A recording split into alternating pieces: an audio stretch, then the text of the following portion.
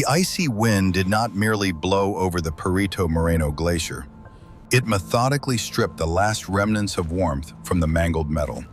The mangled fuselage of the seaplane stood black against the endless white backdrop, like an open wound on the body of an indifferent nature. The muffled groan of the twisted aluminum struts became the only music accompanying the people in this cold and merciless void. The temperature outside the wrecked cockpit had dropped so low that even their breath turned into heavy ice crystals. These tiny ice crystals instantly settled on their leather flight jackets, covering the people in a hard, sparkling armor. The horizon, which had so recently promised new geographical discoveries, had now turned into an impenetrable wall of fog and snow. Beside him, his mechanic, Ernst Dreblow, was breathing heavily, his face frozen into a mask of pain and shock. None of them yet grasped the scale of what was happening, clinging to the shards of their former confidence in their own abilities. They tried to convince themselves that rescue would come, that their route was known, and that search parties had already taken off. But days in Patagonia are fleeting, and the icy fields of the southern Andes stretched for hundreds of kilometers in every direction. The world they had left behind on the warm coast continued its bustling life, barely suspecting of their downfall. Here, however, time had stopped, frozen in an endless white haze where every breath came with great difficulty. In a single second, amid the deafening crack of breaking wings, they became mere mortals on the brink of destruction. At that moment, Plyushov did not yet realize that he was left alone, face to face with his most terrifying enemy. He was not prepared for what would happen next, when the adrenaline would subside and only the bitter cold would remain.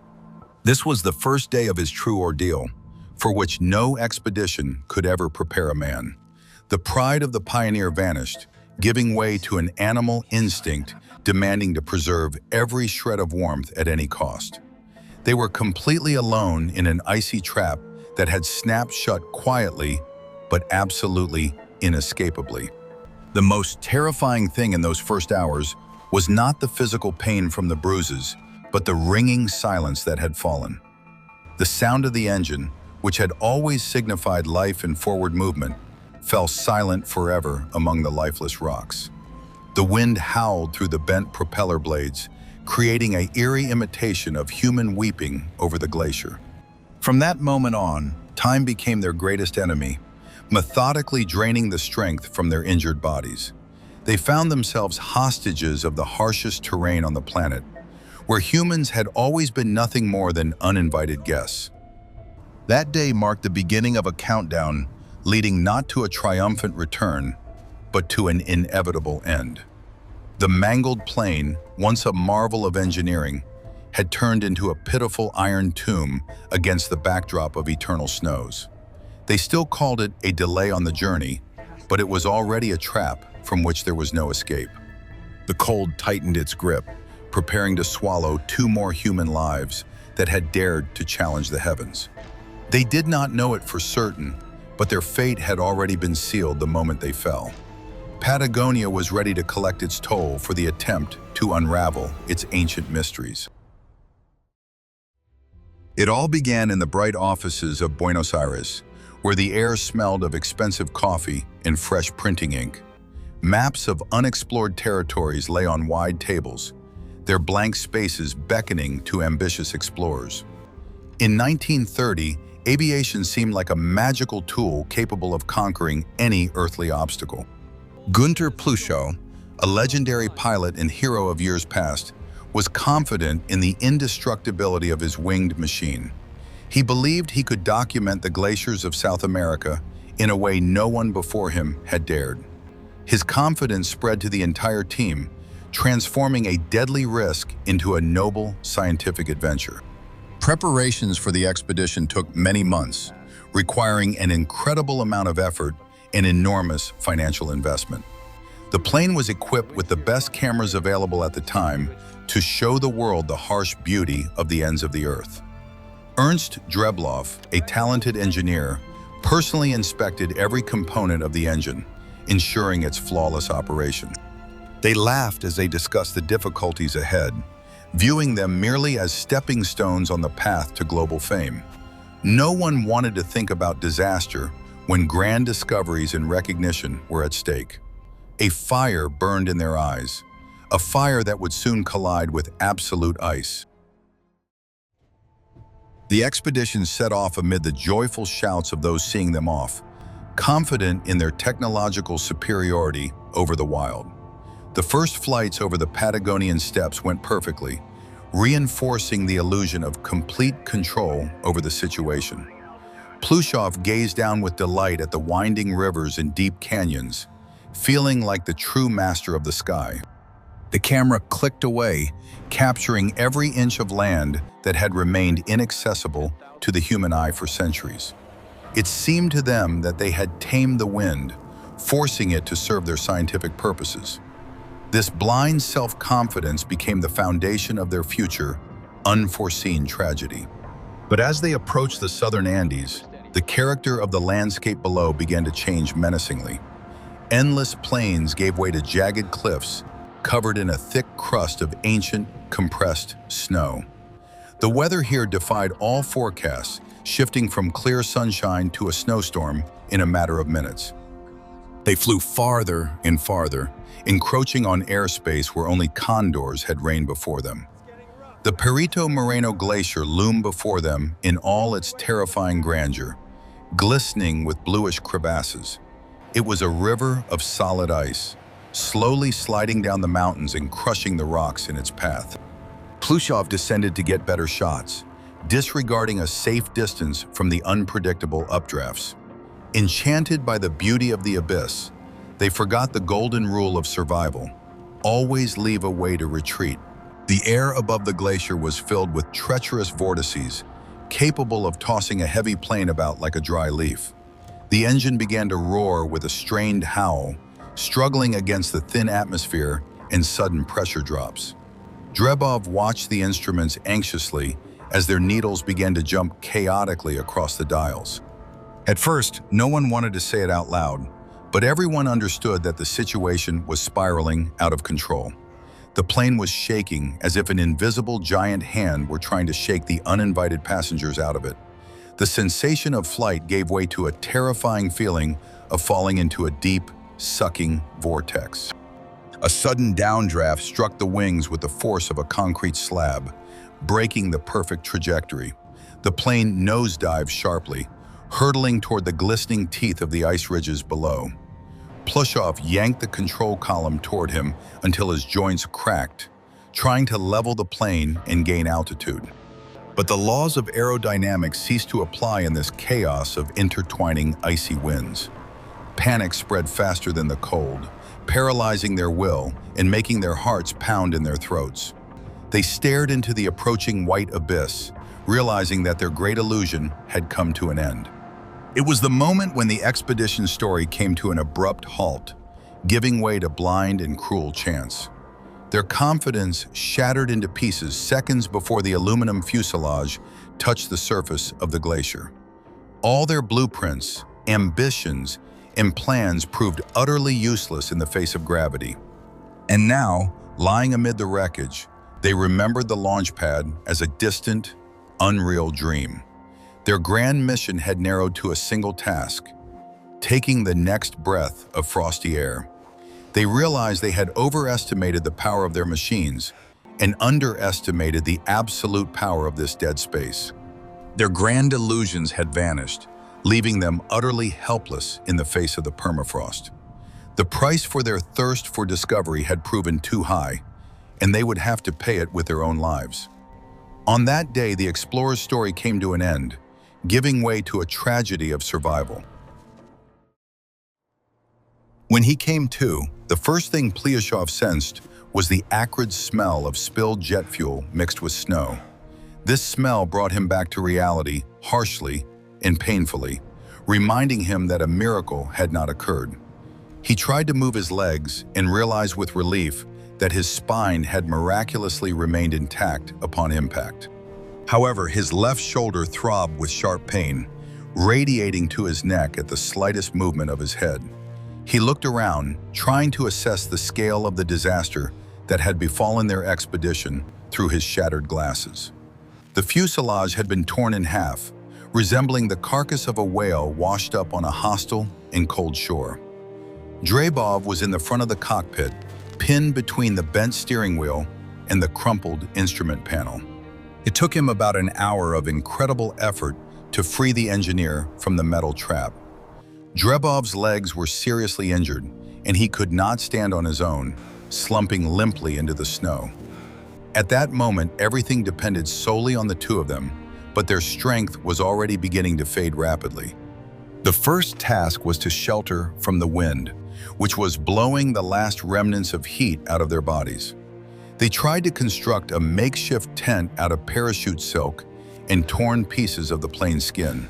Their hands wouldn't obey them.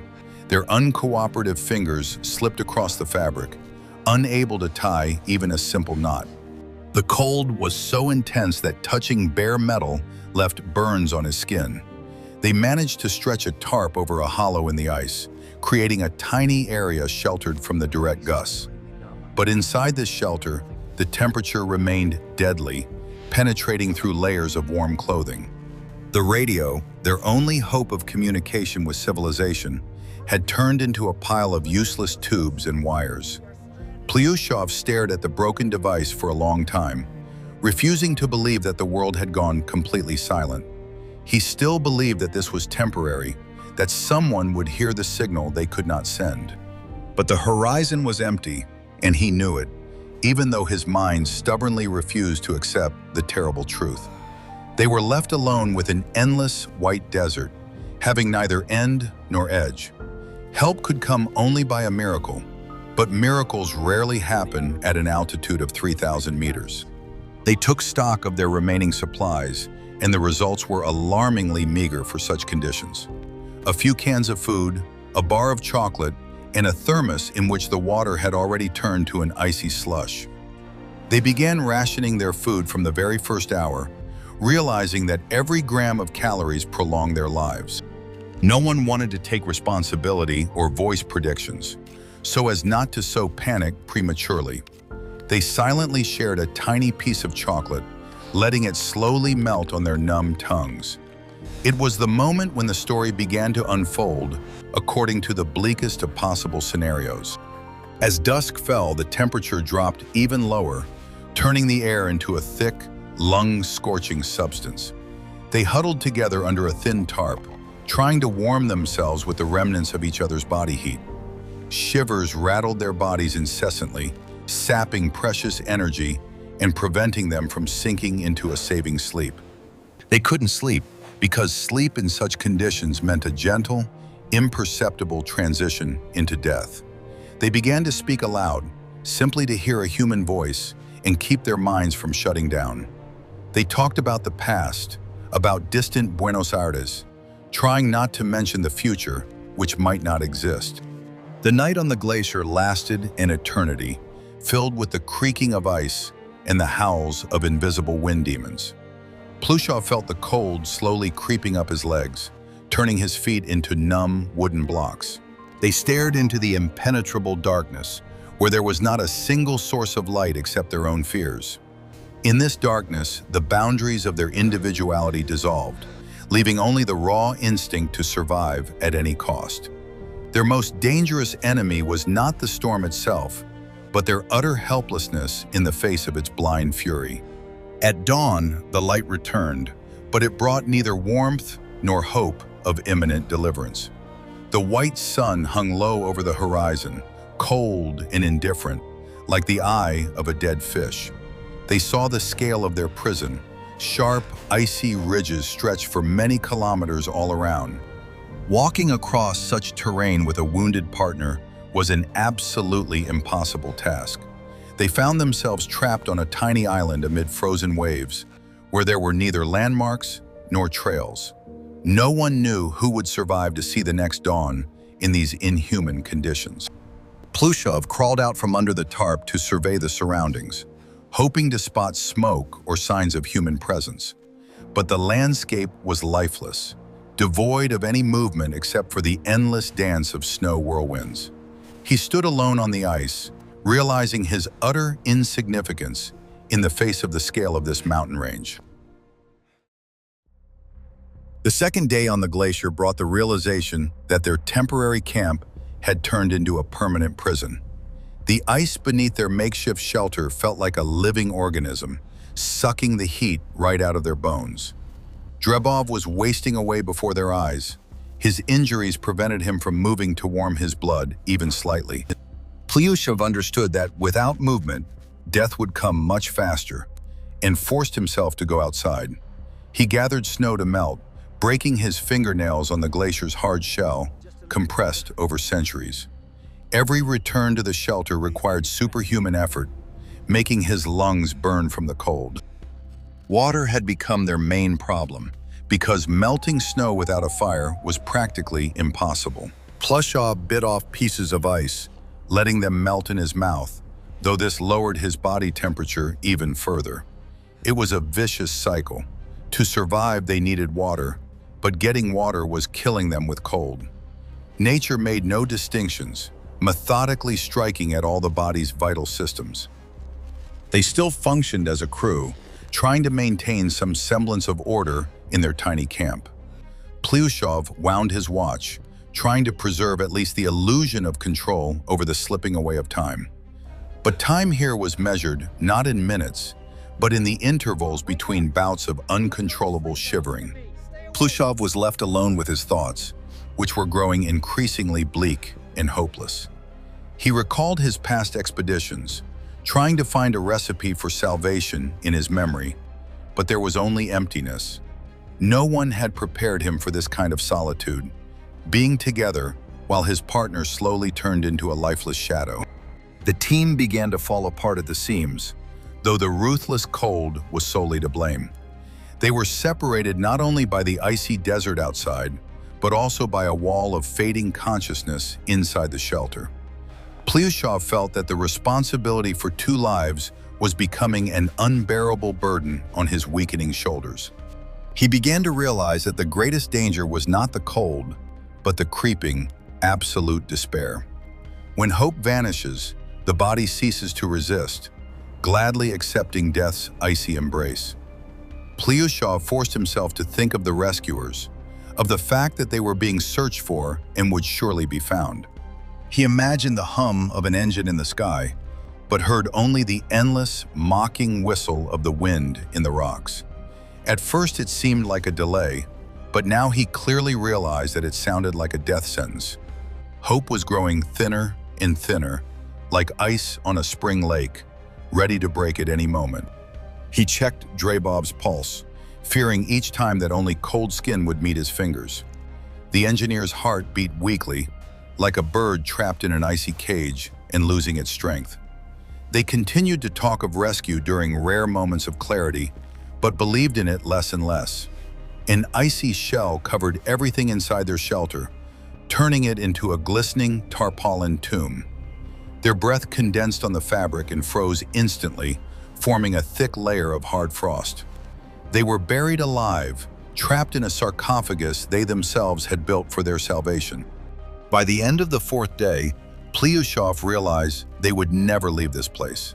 The trap had snapped shut for good, the keys had been thrown into the abyss, and the jailer in the form of the frost knew no mercy. He looked at the white horizon and saw in it only an endless, deaf wall of indifference. It was the moment after which everything changed. The explorers became prisoners awaiting their fate.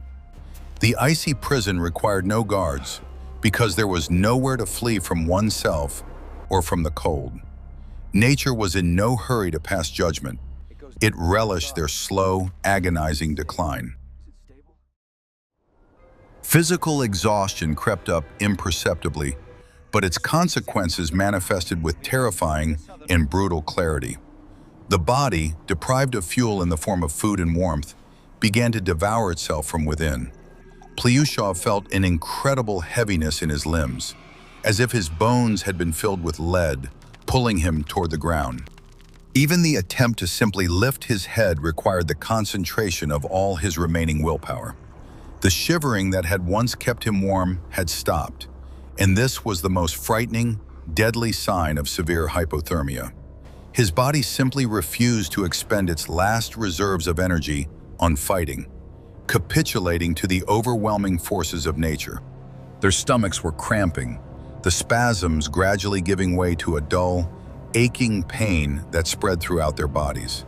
They had eaten the last piece of chocolate, and the taste of sugar had seemed to them like the food of the gods, inaccessible to mortals. Now all they had left was snow, which burned their lips and offered no sense of fullness. Hunger distorted their perception of reality, forcing their brains to conjure illusions of lavishly set tables before their eyes. Plyushov fought off these visions, realizing they led straight into the abyss of madness. But controlling his exhausted mind was becoming harder and harder with every passing hour. The air around them felt like frozen glass, shattering with a clink with every breath. Plyushov's glasses had long since been lost, and his eyes watered from the blinding whiteness of the snow, causing a stinging pain. Snow blindness added a new level of suffering, robbing him of the ability to even make out the horizon. The world had shrunk to the size of their shelter, turning into a blurry, dim, gray smudge. He had become a blind prisoner in a prison where light caused just as much pain as darkness. His own weakness had become his most dangerous enemy, treacherously urging him to close his eyes and fall asleep. The hallucinations grew more frequent and realistic, blurring the line between nightmare and harsh reality. Plyushov heard the sound of a running engine, loud and distinct, making his heart race. He tried to scream, but only a pitiful, indistinct wheeze escaped his parched throat. The sound dissolved into the howling wind, leaving behind only a bitter sense of deep disappointment. He no longer counted the days, he counted his chances, and with every hallucination, they grew fewer. His mind clung desperately to life, tossing up false hopes that only wore him out. Loneliness had become almost tangible, a heavy, icy weight pressing physically on his chest. A man lay nearby, but Plyushov knew that he was now completely alone on this glacier. The frost penetrated his skin with thousands of invisible needles, turning his muscles into useless, unresponsive fibers. Plyushov felt the blood in his veins freeze, slowing his endless circling. He tried to wiggle his toes, but received no response from his own receptors. Frostbite was seizing new territories of his body, slowly cutting him off from the physical world. It was a silent amputation, performed by nature itself without anesthesia or regret. He watched his own destruction with the strange, detached calm of a doomed man. Amid this slow fading, rare moments of crystalline, terrifying clarity of mind flashed. In such moments, Plyushov understood clearly. No one would come. The search had long since been called off. The world was too vast, and their plane too small to be spotted among the rocks. They were grains of sand lost in a white ocean, already beginning to be forgotten by civilization. This realization did not cause panic. It brought only a heavy, icy sense of inevitability. Everything was being decided here and now, and the decision was clearly not in their favor. Drebov let out a final, deep breath, a wisp of steam escaping from his blue-tinged lips. That breath marked the end of his struggle, severing the tenuous link between him and this cruel world. Plyushov didn't cry. He simply had no moisture left in his body for tears. He closed his comrade's eyes, feeling the skin on his face rapidly growing cold beneath his fingers. Now he was truly alone in this lifeless expanse, face to face with the wind and the mountains. His partner's death did not come as a shock. It was the logical conclusion of a slow process of decay. Plyushov lay down nearby, pulling the remnants of the tarpaulin over himself, preparing to follow the engineer. He did not know how many hours or minutes he would have to spend alone on the brink of death. Left alone, Plyushov crossed an invisible line beyond which fear gives way to absolute indifference. The instinct for self-preservation that had driven him to fight all these days had finally exhausted its reserves. He lay beneath a piece of frozen tarpaulin, no longer trying to keep warm or find non-existent food. The cold was no longer an external enemy. It had penetrated inside, becoming part of his own body. The boundary between him and the glacier had blurred. He was slowly turning into part of the surrounding landscape. At that moment, he no longer belonged to the world of the living, but had not yet passed into the world of the dead. His consciousness narrowed to a tiny point where only a dull, unceasing pain pulsed. Memories of home, of family, of past triumphs had faded, losing all meaning and significance. Here on the brink of despair, only one thing mattered: when his heart would stop. He looked at Drebov's frozen body and felt neither grief nor guilt over his death. His emotions had frozen along with his tears, leaving behind only a scorched, icy void. The world continued to exist somewhere far away, but for him, reality had shrunk to the size of a grave. He could no longer feel his legs or arms, as if they had been amputated without his knowledge. His body felt like a foreign, heavy spacesuit from which his spirit was trying to escape. The pain vanished, giving way to a strange lightness that always precedes the final stage of frostbite. It was nature's treacherous gift, an anesthetic before death, so that the passing would be quiet.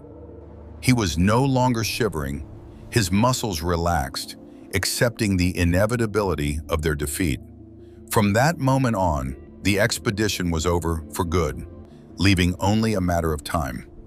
In the final moments of his fleeting consciousness, he felt no fear of non-existence. He feared only that they would never be found, that they would remain missing forever. The thought that his plane would become a nameless hunk of metal in the ice caused him anguish. He wanted to leave a mark, a note, but his fingers could not even feel the pencil in his pocket. His story was destined to end in silence, without witnesses and without solemn speeches. No one would know how they had fought and how slowly they had faded away amidst this icy beauty. His breathing grew shallow and labored. Every breath demanded colossal, unimaginable efforts of will. The glacier was drawing him into its cold depths, methodically and without the slightest emotion. Nature was not evil or cruel. It was simply indifferent to the fate of the daredevils. For Patagonia, their fall was not a tragedy, but merely a slight disturbance of the eternal silence. The horizon remained empty, and Plyushov knew this as he closed his eyes for the last time. Time stood still for him, freezing his final thought on the endless white sky. When his heart beat its final beat, the storm over the Perito Moreno Glacier did not even lessen in intensity. Nothing had changed in the universe. There was simply one more frozen man. The loneliness that had tormented him in his final days gave way to the absolute peace of non-existence. Two bodies remained lying beneath the rubble, hidden from prying eyes by a layer of snow. They had sought glory in the heavens, but found eternal rest in the coldest place on the continent. Their ambitions turned to dust, which the wind scattered over the jagged peaks of the Andes. The threshold of despair had been crossed, and silence fell, broken only by the creaking of the glacier. This silence was heavier than granite. It buried all their hopes and plans beneath it. No one came to their aid, for help was impossible in this God-forsaken place. The trap had fulfilled its purpose, grinding the men to dust and leaving only their husks behind. It was an ending in which there was no room for heroism, only a harsh, stark statement of fact. Man had lost to nature his most crucial and most terrifying battle for the right to breathe. The months piled up into a long, unending winter, covering the crash site with a thick blanket of snow. The wreckage of the Tsingtao, which had once gleamed proudly in the sun, had now blended into the landscape. The metal was covered with a crust of ice, transforming into a bizarre torus that drew no one's attention. The bodies of the pilot and the mechanic had frozen so solid that they were harder than the granite surrounding them. Nature had preserved them, as if wishing to preserve evidence of human fragility for eternity. The wind methodically swept away the traces of their presence, erasing the memory of the attempt to conquer these mountains. In Buenos Aires, search operations were called off after several weeks of fruitless flyovers of the area. Radio stations stopped transmitting distress signals, conceding defeat to the vastness of Patagonia. The names of Plyushov and Drebov moved from the front pages of newspapers to the obituary columns. Their colleagues delivered solemn speeches, drank a toast to the repose of their souls, and returned to their daily lives. The world moved on, for time does not pause, not even for great heroes. Help could have come, but it did not, leaving them alone with the white silence. They became passengers on the slowest and coldest mode of transport on the planet. Their grave was not static. It moved along with the glacier, hidden from the sunlight. It was an eternal captivity in which time was measured not in years, but in millimeters of ice traversed. Here, at this altitude, there were neither predators nor scavenging birds capable of disturbing the peace of the dead. The absolute cold sterilized the space, preventing any processes of decay or decomposition. Plyushov and Drebov remained exactly as they were at the moment of their last breath. Their faces, contorted by pain and exhaustion, were frozen like sculptures carved from white marble. Their clothing had turned into a stone shell, fused tightly to their skin and the surrounding ice. They were perfect exhibits in a museum that nature had created solely for itself. The silence around them was absolute, undisturbed by anything but the creaking of shifting ice. This silence guarded their secret, preventing anyone from learning of their final days of torment. None of the rescuers ever grasped the scale of what was happening during those fateful days in January. They knew nothing of the slow fading, the starvation, or the mind-bending hallucinations. The mystery of their final hours remained forever sealed within their frozen brains. History preserved only the fact of the crash, erasing all the human, painful details of survival. Sometimes during the brief periods of the Patagonian summer, the sun would melt the top layers of snow slightly. On those days, a portion of the aluminum wing might glint in the sun with a dull, lifeless light. But that glint was too faint to be noticed by the rare shepherds in the valleys far below. The horizon remained empty, and no one looked up into the realm of eternal ice and death. The trap had snapped shut perfectly, leaving not the slightest clue for future seekers. Their whereabouts had become a myth, a legend told around campfires. They were neither the first nor the last to be claimed by this harsh, impenetrable land. Patagonia had always taken its toll on those who dared to challenge its grandeur. But their story stood out precisely because they had fallen from the heavens, having ventured where they should not have. Aviation did not save them. It merely delivered them to a place from which there was no escape. Technology lost to nature by a landslide, proving the fragility of human achievements. In this eternal captivity, they became a symbol of civilization's defeat before primordial chaos. Over the years, the glacier advanced further and further, carrying its prey to the edges of a deep lake. The pressure of the ice deformed the remains of the plain, compressing the metal into a dense, unrecognizable lump. The bodies inside this lump were subjected to monstrous pressure, breaking bones but preserving their shape. They traveled deep within the glacier, hidden beneath thousands of tons of fresh, frozen water. It was a strange, posthumous journey, devoid of purpose or meaning, governed solely by physics. They became part of the landscape, vanishing from the annals of human history. Their names were erased from the maps, leaving behind only the name of a tiny cove on the shore. The grand illusions of conquering the skies were shattered against the granite reality of the southern Andes. No one dared to fly over this area in such weather anymore, having learned a harsh lesson. Their death served as a warning to others, an invisible stop sign above the glacier. But for Plyushov and Drebov themselves, it no longer mattered. They found peace in the coldest place where time held no power over them. Only many months later did chance hunters stumble upon the wreckage, cast aside by the movement of the glacier. A twisted piece of metal jutting out of the snow caught their attention with its unnatural shape. As they drew closer, they saw fragments of the plane and human remains frozen into the ice. The sight was both terrifying and majestic, compelling the men to remove their hats in a gesture of respect. They had found what remained of the great expedition, but they found no answers to their questions. The discovery merely confirmed the long-known fact of their inevitable demise. Retrieving the bodies turned into a difficult and dangerous operation, requiring the participation of dozens of people. The ice refused to release its prey, resisting the blows of the rescuers' ice axes and crowbars. When the bodies were finally freed, they turned out to be unnaturally light, dried out by the frost and wind. There was no peace on their faces, only the frozen mask of extreme exhaustion and pain. The rescuers worked in silence, weighed down by the atmosphere of this dead, merciless place. They understood that before their deaths, these people had gone through a veritable hell on Earth. Diaries and logbooks had been destroyed by moisture and time, erasing Plyushov's final thoughts. No one will ever know what words he wanted to say before closing his eyes. We can only guess at how they fought, how they hoped, and how they gave up.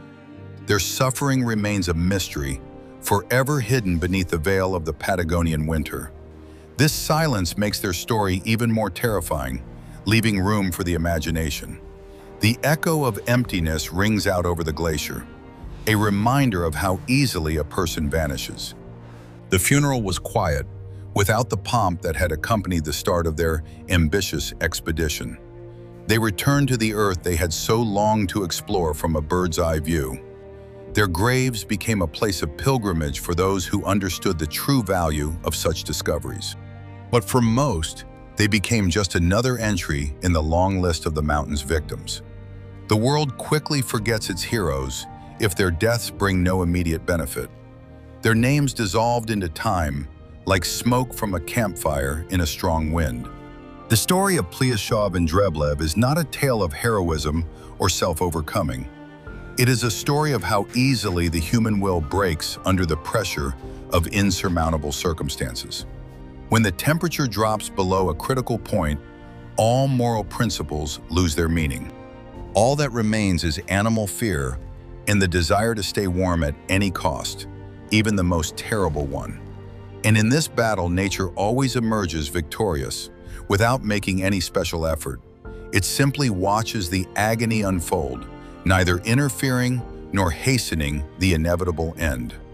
Looking at the photographs of the wrecked seaplane, we see more than just a technical disaster. We see the collapse of human ambition in the face of an indifferent and powerful force of nature.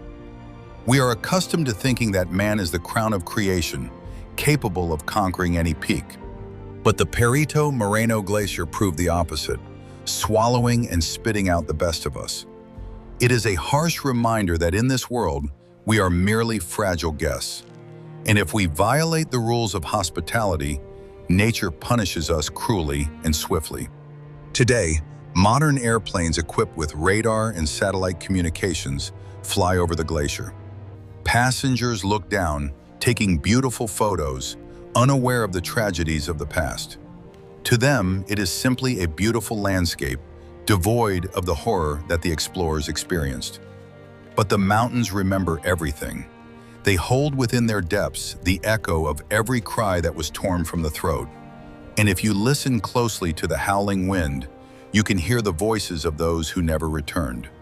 They warn us that the line between life and death here is thinner than a hair. The ending of this story brings no relief or catharsis. It leaves a heavy weight on the soul.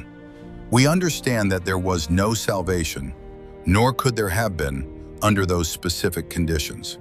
Hope is a beautiful feeling, but it is utterly useless in 30-degree below zero cold. Plyushov and Dreblev didn't lose the battle. They simply entered a game where the rules were stacked against them.